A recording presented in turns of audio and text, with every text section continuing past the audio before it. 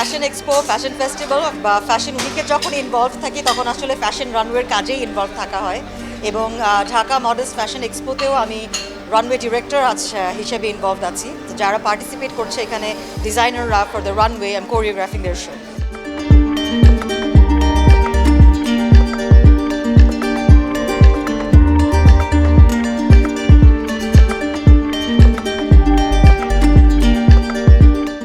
Fashion ইন্ডাস্ট্রিটা অনেক বড়, কিন্তু দ্য ফ্যাক্ট ইজ বাংলাদেশে মডেস্ট ফ্যাশনের জন্য এখনও কোনো প্ল্যাটফর্ম ওইভাবে নেই। আমাদের ফ্যামিলিতে যদি 5 জন মানুষ থাকে তার মধ্যে থেকে 3 জন মানুষই আমরা দেখি যারা মডেস্ট ওয়্যার পরতে পছন্দ করেন, আমাদের মায়েরা, বোনেরা।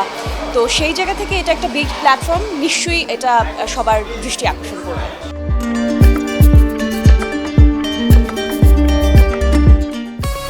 প্রতিদিন গোসলে সিরামের উজ্জ্বলতা, মেরি সিরাম সোপ বার।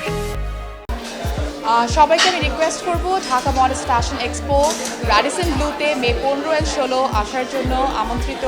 কারণ এই ফ্যাশন এক্সপো নট অনলি আমাদের দেশের জন্য গ্লোবাল মডেলস ফ্যাশন এক্সপো ধরার জন্য, বাট অলসো এখানে অনেক 100+ ব্র্যান্ডস অ্যান্ড অন্টারপ্রেনার্সরা থাকবে, যেখানে ঈদের আগে আপনারা অফকোর্স শপিং করতে পারবেন। বাট অলসো আমাদের র্যাম্প অ্যান্ড রানওয়ে থাকবে, যেখানে আমরা ডিফারেন্ট মডেলস ফ্যাশন শো কীভাবে হয় এই ট্রেন্ডটাকে সেট করার জন্য। First of all, I would like to thank all our highest dignitaries. আমার ব্র্যান্ডের আমি ডিজাইনার, আমার পড়াশোনার ব্যাকগ্রাউন্ডটা এই লাইনে। সো আমি মডেস্টি নিয়ে অনেক বছর আগে থেকে কাজ করি, কিন্তু শুরু করাটা 6 মাস।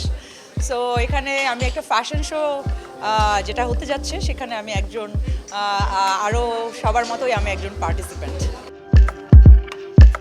আমার কাছে খুবই ভালো লাগছে। আমি দীর্ঘদিন ধরে আমি আসলে পোশাক শিল্প নিয়ে কাজ করছি, প্রায় 2010 সাল থেকে।